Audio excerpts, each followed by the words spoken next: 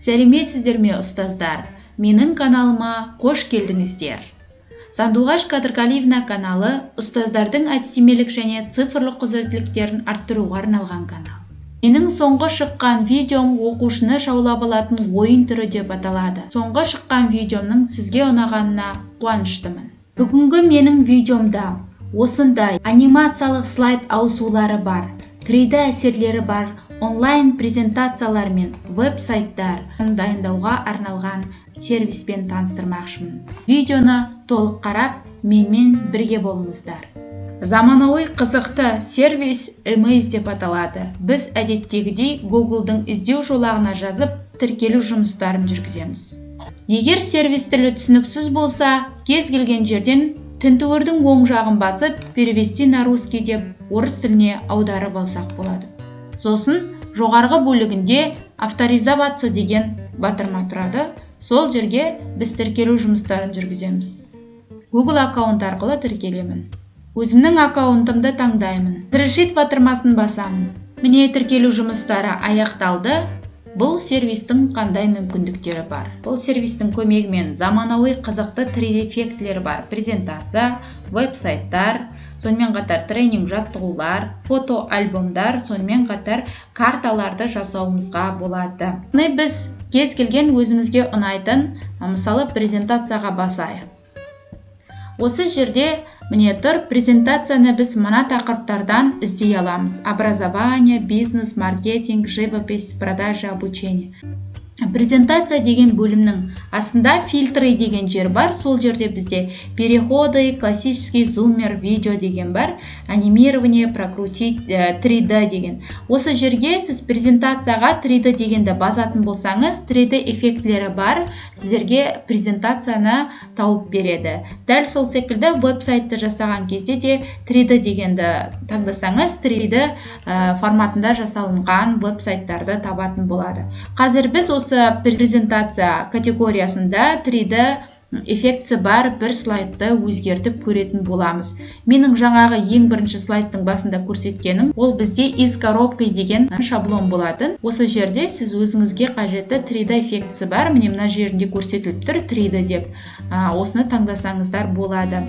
Мына жерде виртуальная школа дейді, экосистема дейді. Енді қазір мен сіздерге виртуальная школа деген 3D форматындағы презентацияны өзгертіп көрейін. Алдымен біз бұл презентацияны көріп алайық.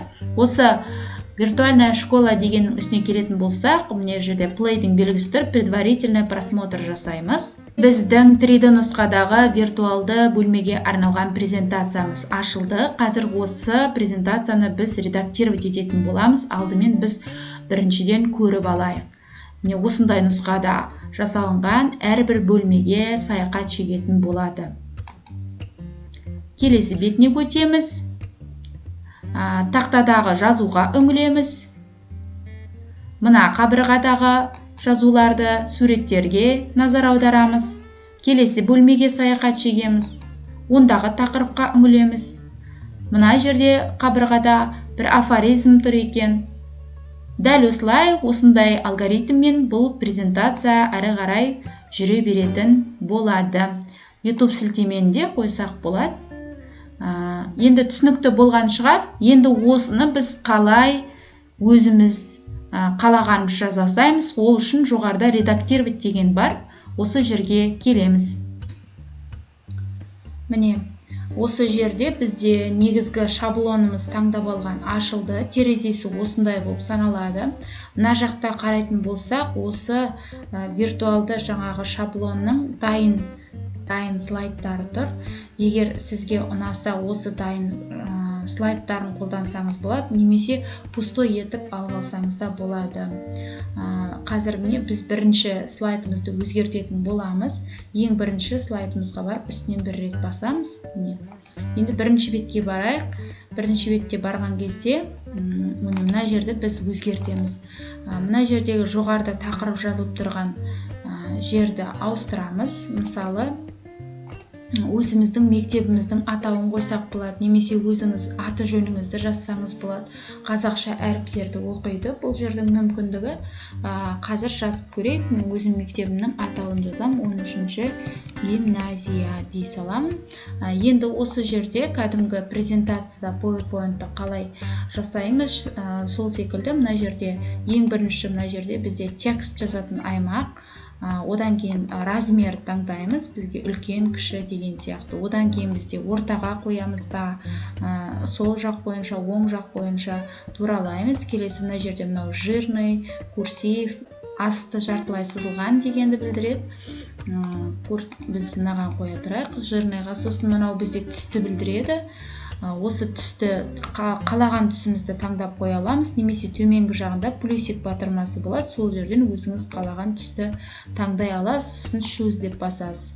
Болды. Енді келесі бізде мына жерде жаңа прозрачностарын үлкейтіп кішірейтетін, одан кейін бізде осы сөзді ары қарай форматтауға байланысты осы жерде командалар бар, және мына жерде шрифтің түрін таңдаймыз. Қай шрифтің түрі сізге сәйкес келеді, соны таңдап алатын боласыз. Енді болды. Енді жоғарыдағы сіздерге жоғарыда тұрған текст дегеніміз ол текст енгіземіз. Тағы да қажетті бізге текст қажет болатын болса, егер түсініксіз болса, арасында ағылшын тіліне ауысып кетіп отырады, перевести на русский деп өзгертіп аласыздар.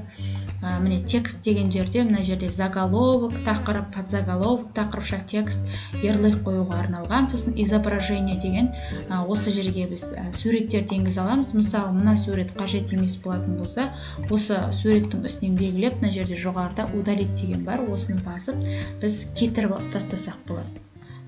Қазір қайтадан қоя тұрайық. Сосын изображение дегенге барып, өзіңіз интернеттен қандай да бір мысалы сурет іздейсіз. Мысалы, школа деп іздейін мен. Поиск дегенді басам, жазып, түрлі школдардың суреттері шығады. Соларды сіз қоя аласыз да. Болмаса мына жерде бұрынғы ескі суреттері шығарып тұр, немесе өзіңіз интернеттен кәдімгідей школаның суретін іздеп сақтап алсаңыз болады. Егер оны сақтап алсаңыз, мой дегенге барасыз, просмотр дегеннен басып, мен қазір мектептің мына суретін енгізе қоям. Міне бізде енгізіліп жатыр, артындағы сурет керек емес болғандықтан удалить деп басып тастаймын. Енгізілгеннен кейін бізде басқа кәдімгі суретпен қалай жұмыс жасаймыз, басқа сервистерде дәл сол секілді кішірейтуге болады, үлкейтуге болады. Осылай қолымызбен қозғап мышкамен бірге итере отырып кез келген аймаққа ауыстыра аламыз. Бұл енді түсінікті болған шығар деп ойлаймын. Содан кейін сізге мына жерде СМИ дегенді айтқым келеді. СМИ дегеніміз бұл қандай да бір қажетті сізге ссылка болатын болса, сол ссылканы қоясыз. Мысалы, аудио MP4 дегенді YouTube'дан видеоларыңызды қойсаңыз болады. Мысалы, қазір біз YouTube'қа кірейік, мен өзімнің каналыма кіріп, бір видеоны сізге сілтемесін қоя салатын боламын. Мына видеоны алып, бөлісу деп, көшіру деп сілтемесін көшіріп аламыз да, мына жерде сілтемесін оң жағын басып қоя қойып, ставить дейміз, сосын добавлять деген бар, мына жерде соны баса қоямыз. Міне осы жерге сілтемесі қойылды, үстінен басып қарай берсек болады. Енді мен сізге түсіндіру мақсатында осының барлығын жасап жатырмын. Нақты жасап жатырған жоқпын. Келесі бізде форма дегеніміз не? Форма дегеніміз мына жерде мысалы геометриялық формалар бар. Осы жерде қолдансаңыз болады. Мысалы мынадай сияқты, оның үстінен басасыз да, сіз тағы да түсін өзгерте аласыз, кез келген деген сияқты өзіңіз ары қарай идеяңызға байланысты өзгерте бересіз. Енді келесі бюджет деген не? Бюджет деген бізде көбінесе графика, формалар жасауға қолданады, диаграммалар жасаған кезде сондай қолдансақ болады. Яғни бұл жерде сіз мына жерге таблицаны құра отырып, дұрыстап, мына жерде жоғарыда диаграмманың түрін таңдайсыз да, сөйтіп добавить ете аласыз. Мен қазір енді құрған жоқпын. Содан кейін осының барлығын міне бір бетті ғана біз жасадық қой. Енді тағы да сізге бет қажет болатын болса, осылай етіп мына жерде мына X-тің астында дублировать деген бар, соны басып тағы да сіз құраласыз, дәл осы бет керек болатын болса. Ал егер манағы шаблондағы беттер қажет болатын болса, онда жоғарыда добавлять деген болады. Манағыша біз өзіңізге қажетті, мысалы мынаны алғыңыз келсе, осылай аласыз. Мысалы екінші слайд болғысы келсе, екінші слайдқа келіп осылай сүйреп қоя аласыз да. Енді мына жерде тағы да өзгертесіз. Төменгі жағында, мысалы мына жерде қандай да бір сөз жазатын аймақ тұр да, артында бір фон тұр. Соның барлығын сіз өзгерте аласыз. Жалпы айтқанда өте оңай, заманауи, креативті 3D эффектідегі презентацияны жасап, конкурсқа да материал ұсынғанда осы сервистің мүмкіндігін пайдалансаңыз болады. Өте күшті, ары қарай өзіңіздің фантазияңызға байланысты жасай аласыз. Барлық мүмкіндік қарастырылған. Енді мына жерде отменить ету, әрекетті қайталау, копировать, ставить және удалить, қандай да бір объектіні сохранить деген бар. Жалпы бұл енді интернеттегі сервис болғандықтан интернетке байланысты жасайды. Канвалар сияқты сіздің жасап отырған барлық әрекеттеріңіз сақталынып отыратын болады. Сохранить етем десеңіз, тағы да былай сохранить деп басып, название беріп, сохранить етіп те қойсаңыз болады. Енді бұл жерде бір айтайын дегенім, бір кемшілігі, міне бізде сохранить етілді. Енді қазір мен сізге осы жерге тоқталамын. Міне скачать деген бар. Скачать дегенде енді біз тек қана тегін нұсқада PDF форматында ғана осы слайдымызды жүктеп ала аламыз, бірақ ол PDF форматында анимациялар оқымай қалады. Сондықтан біз мына жерде видео деген форматтарда біз скачать ете алмаймыз. Ол жаңағыдай бізге ақылы версия болады. Сондықтан біз оны мынадай делиться деп басамыз да, осы жасаған слайдымыздың сілтемесі болады ғой. Міне делиться дегенді басамыз. Міне сілтемесі болады. Осы сілтемемізді жіберіп қоямыз. Қандай да бір әлеуметтік желіге немесе линк деген жерден осы сілтемені көшіріп, копия деп көшіріп алып, жаңа вкладка ашып қойып көрейік. Сосын Enter'ді басайық. Сол кезде біздің барлық жасаған жаңағы слайдымыз сохранить етіліп тұратын болады. Міне сохранить етілді. Мысалы, мынаны басып, біз видеоларымызды көре берсек болады. Мына жерде видеомыз кішкентай қылып қойылған ғой. Сіз барып өзгерте аласыз, соны үлкен етіп қойып, басқа слайдқа қойып деген сияқты. Екінші бетке келеміз, осылардың барлығын өзгертіп, ары қарай қалағаныңызша пайдалана берсеңіз болады. Яғни мен сізге айтайын дегенім, бұл жерде интернетпен жұмыс жасайды. Қандай да бір конкурсқа қатысатын болсаңыз, осыны өзіңіздің Gmail аккаунтыңызбен сохранить етіп барасыз, барлығын мына сілтемені өзіңізге сақтап қойып, сол сілтемемен кіре қойып көрсете қоясыз. Электронды портфолио ұсынам десеңіз де, осының сілтемесін жіберсеңіз болады. Мына видеоны мысалы үлкейтіп қоюға болады да, былай. Енді барлығы түсінікті болды деп ойлаймын. Осындай креативті, заманауи слайдтарды жасауда осы Maze сервисінің мүмкіндіктерін қолданыңыздар. Өте керемет. Бастапқыда сіздерге қиындық тудыруы мүмкін, енді кейбір жерлерін түсінбей қалуыңыз мүмкін, бірақ дегенмен де оны PowerPoint-ты меңгерген кез келген педагог ары қарай меңгеріп алып кетеді деп ойлаймын. Өте керемет сервис. Және де бұл жерде тек қана презентация емес, сонымен қатар веб-сайт, жаңағыдай тренинг жаттығу, электронды карта, фотоальбом жасауға да мүмкіндіктері бар. Оларды алдағы уақытта жеке-жеке тоқталып видео шығаратын боламын. Әзірге тек мен сіздерге презентация бөлімін көрсетуді жөн санадым.